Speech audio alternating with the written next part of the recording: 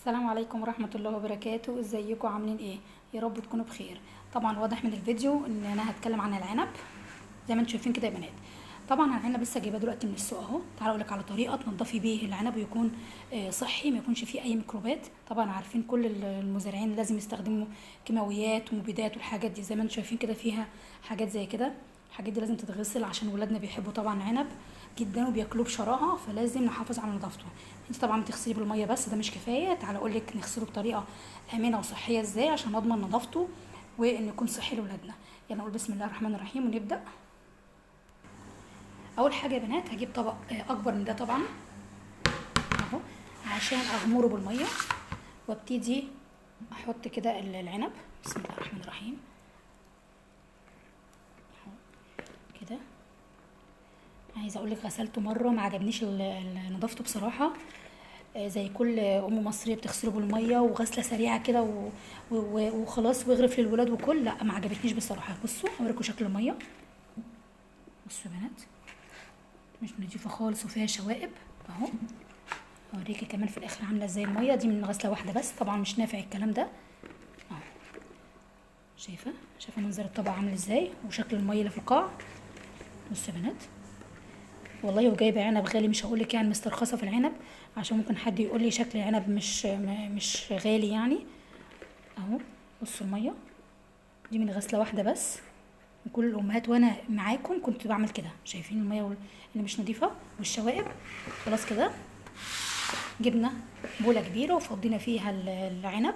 نبتدي بقى الخطوه اللي بعدها ابتدي اجيب ميه. بسم الله. وهملى البوله بتاعتي دي لاخرها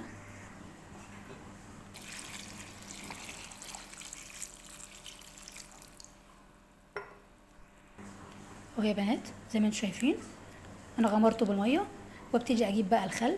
بسم الله. يعني حوالي كده ربع كوبايه على حسب كميه العنب وحسب كميه الميه اللي انت ماليه بيها الطبق اهو بالشكل ده. حوالي ربع كوبايه. وابتدي بقى ايه ادخله كده الخل ما بين حبيبات العنب اهو. شايفين يا بنات؟ شايفين الميه؟ بصوا شايفين اهو بالطريقه دي عشان ايه اضمن نظافه العنب.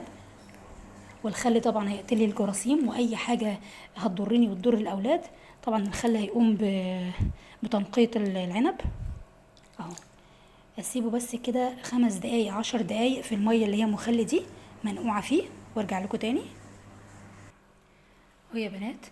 عدى 10 دقايق وانا نقع العنب. ابتدي اجيب بقى البوله غسلتها اهي. بسم الله الرحمن الرحيم. وابتدي كده مصفيش طبعا في الحوض، هيتبقى الرواسب دي موجوده في القاع بتاع الطبق. تمام. لا انا هعمل كده بالشكل ده اهو كده. وابتدي انقل في بوله نظيفه. شايفين يا بنات انا بعمل ايه كده؟ امسك كده من العنقود بتاع العنب بالشكل ده. اي حاجه مش مستحبه بقى هتنزل في الحركه اللي انا بعملها دي بالشكل ده اهو.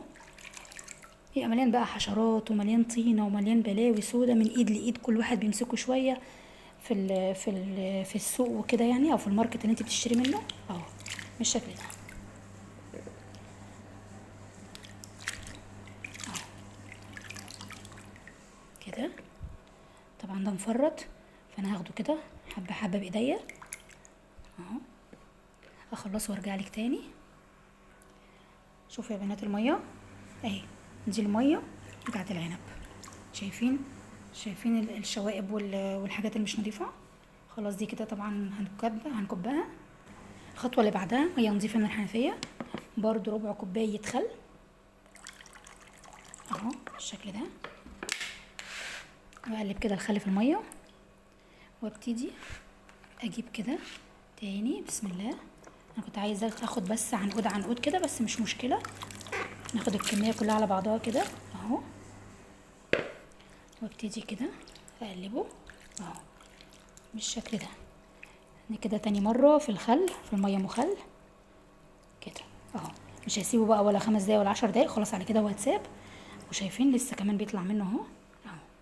كل البلاوي دي كانت بتوصل لنا واحنا مش واخدين بالنا خالص اهو يا بنات.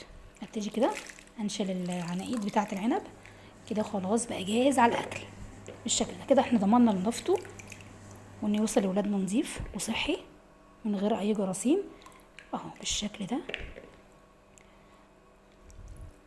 حتى تلاقي العنبايه كده ليها لمعه من الخل كده اهو اهي. وابتدي اخلص الكميه كلها، شايفين المره التانية بالميه والخل ومع ذلك طالع منه برضو شوائب اهو. طبعا انتوا شايفين يا بنات اهو، يا نهار ابيض. المفروض الخطوه اللي انا بعملها دي الميه والخل مع كل الفاكهه مش من العنب بس، عشان تضمني بس انك انت بتاكلي لولادك اكل صحي ومفيد، مش اكل كله جراثيم وامراض اهو بالشكل ده.